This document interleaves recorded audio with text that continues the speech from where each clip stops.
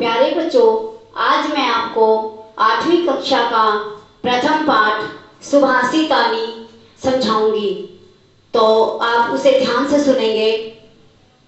प्रस्तुत श्लोक जो दिया गया है, प्रस्तुत श्लोक संस्कृत पुस्तक में से भाग 3, रुचिरा भाग 3 में से संकलित सुभाषितानी नामक ये पाठ से लिया गया है। इस श्लोक में कवि गुणों की सार्थकता सिद्ध करने के लिए बता रहा है और उस पर पड़ने वाले प्रभाव के विषय में बता रहा है। तो लीजिए समझिए। गुणा गुणज्ञेषु गुणा भवन्ति। गुणा गुणज्ञेषु गुणों को जानने वाले गुणा भवन्ति। गुणों को जानने वालों में गुण होते हैं। ते निर्गुणं प्राप्य भवन्ति दोषा। ते वे निर्गुण को पा करके क्या है, दोष हो जाते हैं, भवन्ति हो जाते हैं। सुस्वादु तोया प्रभवन्ति नद्यः। जिस प्रकार नदियां स्वादिष्ट जल वाली, तोया होता है जल, स्वादु स्वादिष्ट, जिस प्रकार नदियां स्वादिष्ट जल वाली प्रभवंती होती। समुद्र आसाथ भवंत पेया। समुद्र को पा करके भवंत पेय अपेया, अपेया न पीने योग्य हो जाती है। समुद्र को पा करके क्या न पीने योग्य उनका जल हो जाता है। अगला श्लोक है। इस श्लोक में कवि साहित्य और संगीत के कला के बारे में बताता है और कहता है कि साहित्य, संगीत और कला के बिना मनुष्य पशु के समान होता है। साहित्य संगीत कला विहीन है।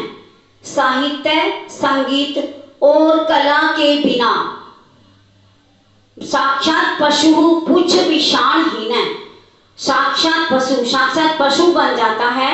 और किस प्रकार का पशु? बिना पूछ और सींग के। विषाण सींग और पूछ।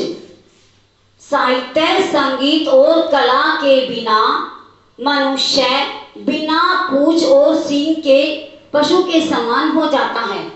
तृणम न खादनपि, और वह घास न खाते हुए जीवमान जीवित रहता है। तद भाग्यम परम पशुनाम, यह तो पशुओं का परम सौभाग्य है।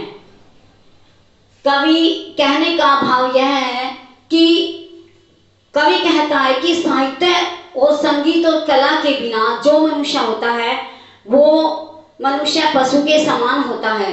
इसलिए प्रत्येक मनुष्य को कला, साहित्य और संगीत की कला अवश्य सीखनी चाहिए। अगले श्लोक में कवि बताना चाहता है कि किस व्यक्ति का क्या नष्ट हो जाता है। लुब्धस्य नश्यति यशः। लुब्धस्य लोभी का यश, पिशुनस्य मैत्री। पिशुनस्य होता है चुगलखोर, चुगलखोर की मित्रता। नष्टक्रियस्य कुलम, और नष्ट हुई क्रियाओं का वंश। अर्थम परस्य धर्म, और धन को पाने में लगे हुए का धर्म। विद्या फलम वैष्णीन। वैष्णीन होती है बुरी लत, और बुरी लत वाले की विद्या का फल। कृपणस्य सौख्यम, कृपणस्य कंजूस, सौख्यम सुख, और कंजूस का सुख। राज्यम प्रमथ सचिवस्य नराधिपस्य। राज्यम प्रमथ सचिवस्य, प्रमथ होता है आलसी या लापरवाह। लापरवाह मंत्री, राजा का लापरवाह मंत्री हो तो नराधिपस्य, नराधि मीन राजा, अश्विन क्या, राजा का आलसी मंत्री हो तो उसका राज्य नष्ट हो जाता है। अर्थात कवि का कहने का भाव यह है कि यदि आप यश को सुरक्षित रखना चाहते हैं तो लोभ को छोड़ना पड़ेगा, और यदि मित्रता को सुरक्षित रखना चाहते हैं तो चुगली निंदा छोड़नी पड़ेगी। नष्ट क्रियस्य कुलम, और यदि वंश की रक्षा करना चाहते हो तो सही काम, समय पर सही काम करें। और यदि धर्म को सुरक्षित रखना चाहते हो तो धन का लालच छोड़ना पड़ेगा। विद्या फलम में स्लीन है। और यदि विद्या का फल चाहते हो तो बुरी लतों को छोड़ना पड़ेगा, और यदि सुख चाहते हो तो कंजूसी को छोड़ना पड़ेगा, और यदि राज्य को सुव्यवस्थित ढंग से चलाना चाहते हो तो आलसी मंत्री का त्याग करना पड़ेगा। आगे देखिए बच्चों, इस श्लोक में कवि मधुमक्खी और सज्जन व्यक्तियों के स्वभाव की तुलना करते हुए माधुर्यपूर्ण वचनों को बोलने की प्रेरणा दे रहे हैं। पीत्वा रसम तु कटुकम मधुरम समानम माधुर्यम एव जनेत मधुमक्षिकाक्षौ। मधुमक्षिकाक्षौ होते हैं मधुमक्खी।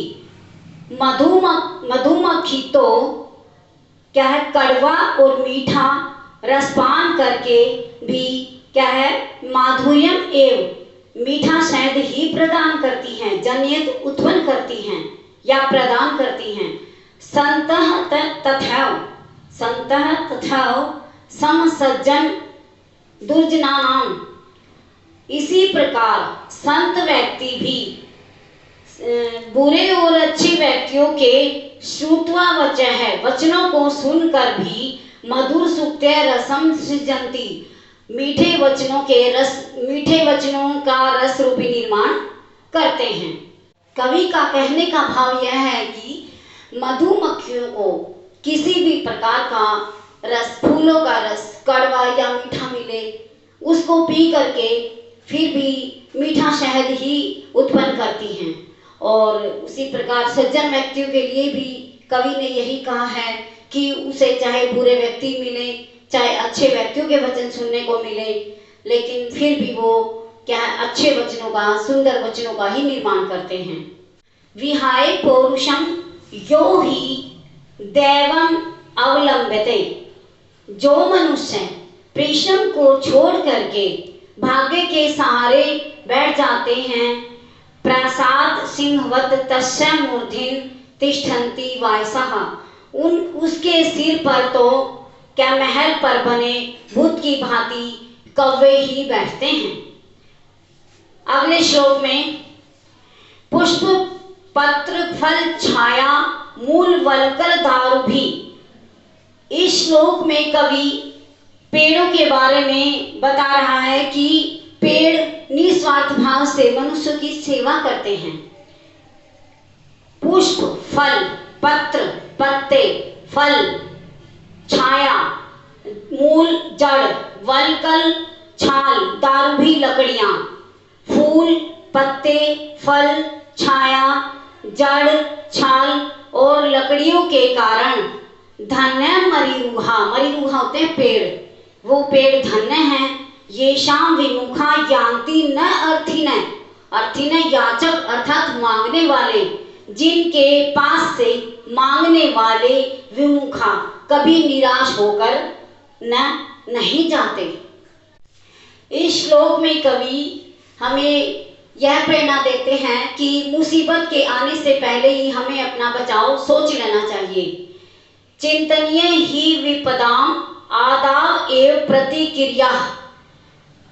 मुसीबत के आने से पहले ही प्रतिक्रिया, बचाव का उपाय सोच लेना चाहिए। न कूप खननम युक्तम प्रदीप्ते वहीना गृहे। गृह घर में, वहीना आग, प्रदीप्ते लग जाने पर, घर में आग लग जाने पर कुआं खोदना युक्तम उचित नहीं होता।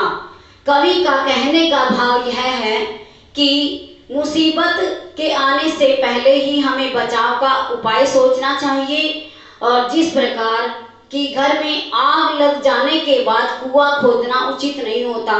जैसे कि घर में आग लग गई है और कुआं बाद में खोदा जा रहा है तो उसका कोई लाभ नहीं होता। तो बच्चों, संस्कृत की पुस्तक का 8वीं कक्षा का पहला पाठ सुभाषितानी ये आज पूरा हुआ। आशा है कि आपको ये समझ में आया होगा। तो मिलते हैं अगले पाठ के साथ।